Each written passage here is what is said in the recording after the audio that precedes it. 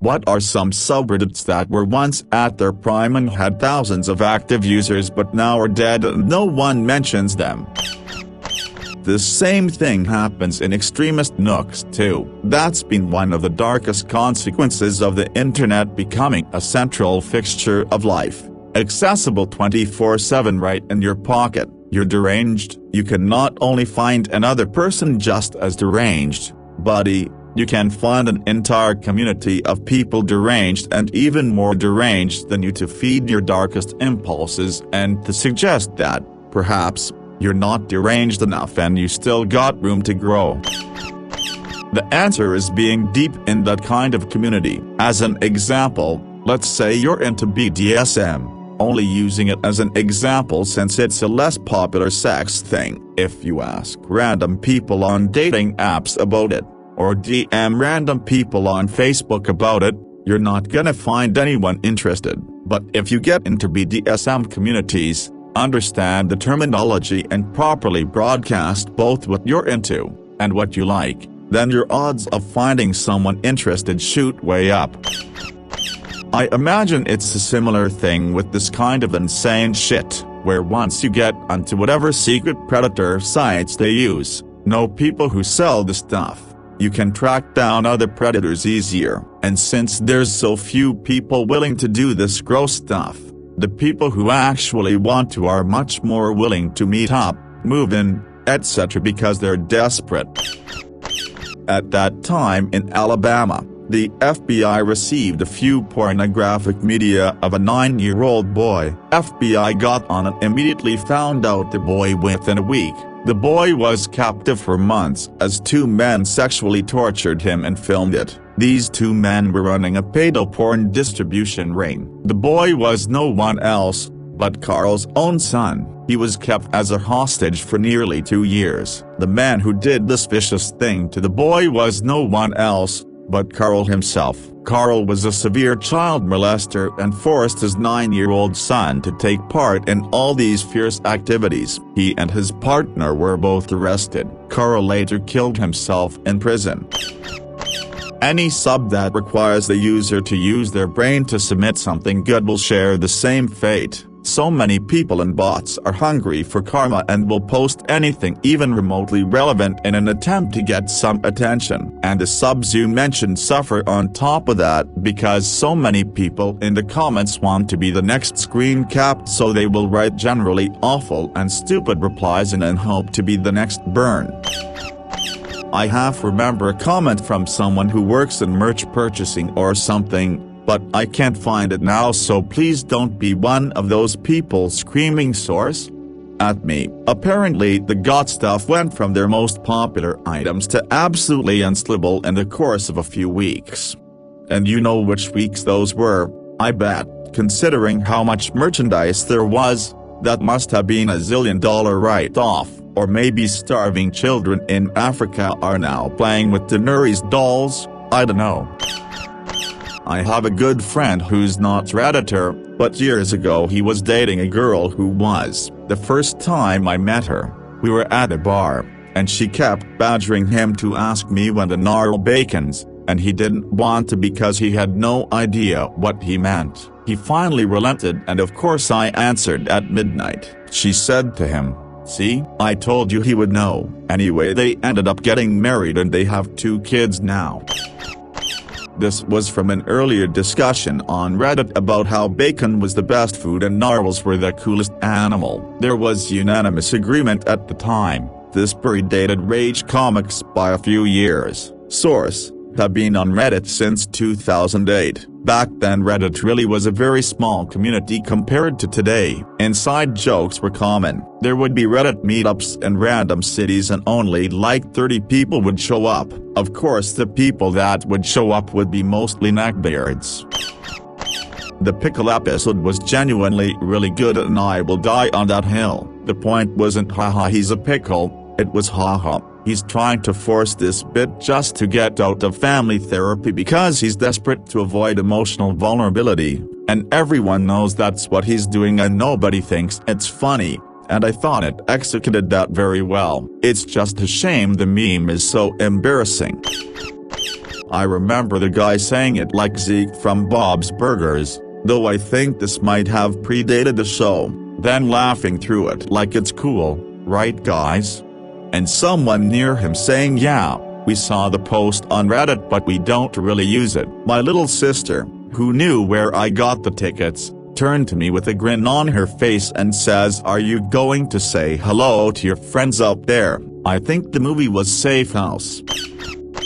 I just told the story somewhere here a few days ago, but it's so burned into my memory that I feel compelled to tell it again. Back around that time, I met up with a friend I hadn't seen in years and this site came up. He asked me that question and I just laughed nervously and tried to change the subject, but then he said, "No, but really, do you know the answer?"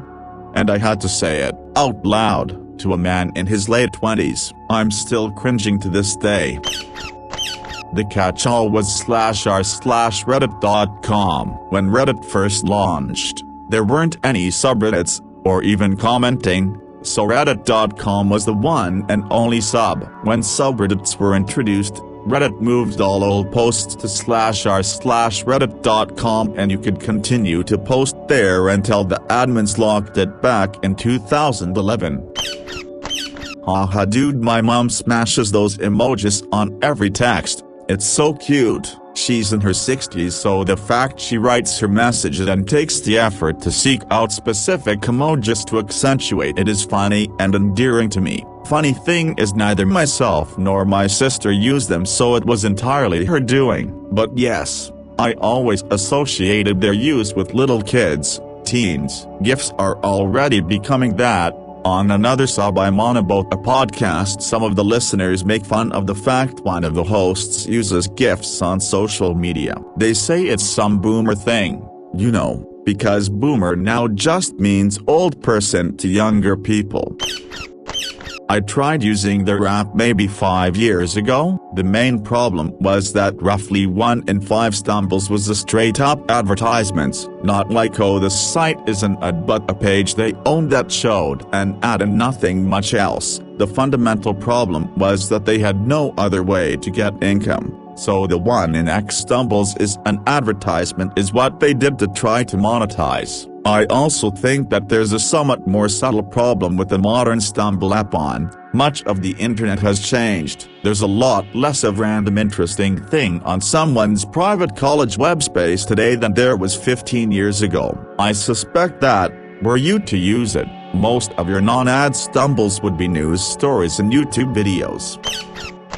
The quintessential awful AMA, it was truly amazing. I only remember that the most upvoted question was some dude asking about some alleged sexual assault incident involving Woody at a party, and all the answers about keeping it about Trump part. That film's more famous for that AMA incident than anything else about it. Always amuses me when people on the Breaking Bad subreddit defend its descent into sheet-posting madness by saying the show ended 8 years ago. What else can anyone post? They get so mad when you point to these two as counterexamples, especially Lost, which continues to have meaningful in-depth discussion about the show and isn't just about every way the opposite of the Breaking Bad sub. Small groups of users make them insufferable posting the same memes over and over. Usually when a season ends I just have to unsubscribe until it starts again, and if it never does then oh well. The exception to this is Stargate, which does have endless repetitive memes about circles, but also has the original creator of the show posting behind-the-scenes stuff constantly keeping it interesting. There was a story recently in Ada about the girl who shouted at her stepdad when he offered to well her down the aisle after her dad didn't show up. There was absolutely zero information given about the stepdad other than the offer he made and the fact that he'd been with the mom since Op was 6. but the entire comments were filled with vitriol for the girl who they damned down narcissistic mega bitch, and the stepdad was a pure saint. They also made fun of her for still holding out for and feeling unhappy about relationship with her actual dad. They insisted that because he'd been around since she was 6 then it proved his character. Having dealt with a shitty step-parent myself, I know that it means precisely nothing. Also, them doing nice things for you can be a way of covering up their bad behavior in order to look good in front of your real parents. We have no idea if the stepdad was good or not based on the information given, but these Redditors apparently do. If the story was real, then yeah, she was in the wrong, but my god, the amount of conjecture going on in there. This site hates women. I grew up in a household with let's just say 2 parents and me. My parents were so entitled that they would eat up all the food in the house and take away my PJs. They also bought a Nintendo Switch and wouldn't let me play with it. Now I live in under the stairs, but unlike Harry Potter, there is no magic in my life. PLS Gib Karma. Thank you for reading my struggles.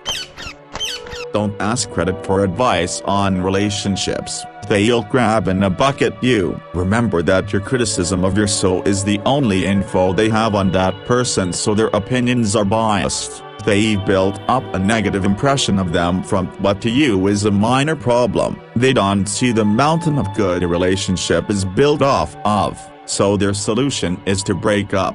Also, some of them are just angry they're single and will tear down others' happiness at the first sign of weakness. Sad thing is, this is true too for many people. Friends are way more likely to tell you to break up when issues arise than they are to help you stay together. Problems should be dealt with between the 2 parties involved.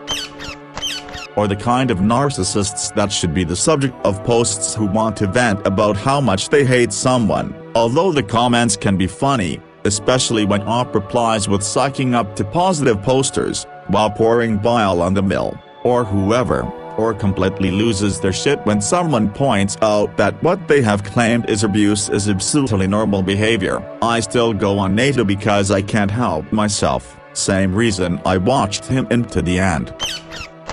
I went there recently and it does seem like there are a lot of people who hate their mothers-in-law, and the sub just kind of accepts it even if the mill hasn't really done anything, and like Kata, so many just start adding loads of info that no one could possibly have not put in the op, if they get answers they don't like. I don't think that your mill calling her son once a week is abusive. She also demands that she shares our bed, but I didn't put it in because of the character limit.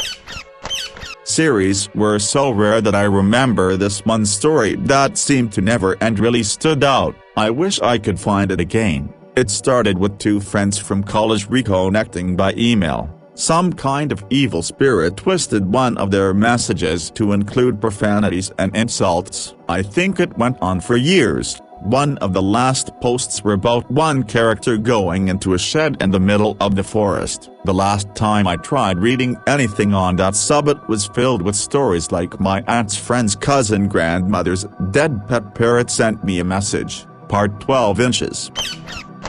I do not, but I have a tab open to the 20 most terrifying stories on the internet, so maybe I will stumble upon it. I remember the one about the house that a guy was investigating and said the caver is awesome and old school, and I have read the Forest Ranger stories mostly and the staircases in the woods. I think that's it. Civ 2 was broke enough, just go theocracy. Nobody is ever unhappy, and if they are, they give you more money. So all the buildings you made to keep the plebs from revolting suddenly become revenue generators, literally 10x the budget of any other government. Only downside is scientific advancement nerf, but you end up with so much cash it just doesn't matter. I mean, sure, my research is 10% slower, but my science budget is 20x what it was before, so win. Also FYI, this was a Civ 2 game. And game balance was not so good back then. You could ruin your economy by building a bunch of not so useful buildings, all with upkeep, and missing 1 or 2 of the crucial economic boosting ones, and the units were not well balanced either. so wasting production on the wrong ones was another noob trap. Civ 6 is still challenging and has a learning curve. It takes some practice to decide on a good strategy and know which buildings/units/etc. fit into it, but with better balance, at least there aren't many terrible units. Buildings that are always a bad idea to build. There's just situationally terrible stuff that doesn't fit your current strategy. I don't remember all the details, but a lot of it was, 1. He had missed building some crucial economic buildings, so his economy was needlessly held back, and 2. He was spamming the wrong unit type. There was a better choice that was more efficient in terms of strength per production, especially against what his enemies were using. With those two fixes the game was won easily. That's the one where there ended up being 3 civs left, locked in an eternal war with one another. All resources were spent replacing units that were lost, and every turn was a desperate struggle at the borders. No civ could permanently gain an upper hand in the fight, and diplomatic relations were so fucked no peace could be made. Just a beautiful dystopia and a civ universe, destined for Warhammer 40k style shit. Forget the promise of progress and understanding, for in the grim dark future there is only war. It's an important story, so I'd like to take a stab at explaining it. Victoria Taylor, a Reddit employee, helped the sub produce lots of quality content by working one-on-one with interviewees, including transcribing questions over the phone. She engaged with readers and was very well liked. Then one day she was fired unexpectedly. There was never a formal reason given, but the general understanding I had, supported by posts like this one, is that Reddit wanted her to monetize the AMAs and she refused to cooperate. Everyone should keep the story in mind as Reddit continues to attempt to monetize the site to the detriment of all its readers.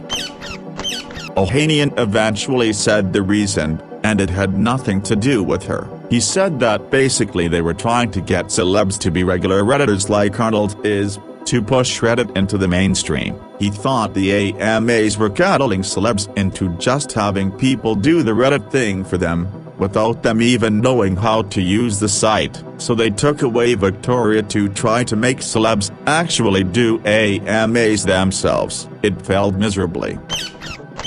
You haven't explained why you thought it was a good reason. Oh, what you're writing here isn't any news to me. I've been on both the hiring and firing sides. When she was let go there was a considerable amount of upheaval on Reddit, including the Alan Powell fiasco, a lot of crazy behavior on both the Redditor side and the admin side. Edit, I see you're replying but not who wrote the original message, so sorry about my presumption there.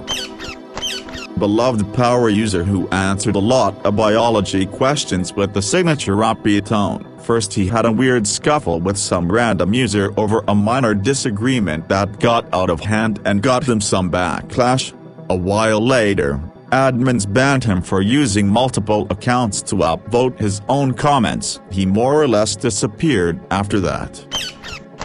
Woody Harrelson's pa basically set up an for Woody without giving him a good breakdown of what the experience was going to be like. Woody was expecting solely advertising for his new movie coming out, and as usually have people asking all kinds of questions. I think the most upvoted question was possibly a story about some kind of sexual conduct with the question asker's friend. I think Woody may have called her the wrong name after they just spent time with each other, but that is from the recesses of my memory so that part may be very skewed by me. Something I remember for sure is that Woody kept getting frustrated by people asking seemingly random questions, so he devolved into answering questions extremely curt and short-winded. At one point his only answer to a question was, "Can we please get back to Rampart?" His new box office flop. It was also funny that the person typing these answers for him put exactly what he said, no matter how dumb they were. Us wrestling fans got a real good train wreck of an AMA hosted on r/Circle a few years ago. A big guy by the name of Ryback Ryan Reeves, known for being a bit of an oddity in the wrestling industry, managed to not properly answer any questions in spite of what might have been a sincere effort. He posted answers to questions as general comments, not as replies to the comments he was seemingly answering. We managed to get a few answers. Some spoke for themselves, others needed to be connected to other questions, but the highlight of the night was the answer to which we could find no question. The two words which might as well have been born out of the ether just to confuse us. Maybe he was fucking with us after all. Maybe he thought he was making perfect sense. Whatever it was, the word Sponge Daddy will forever have a place in the R² Circle Hall of Fame.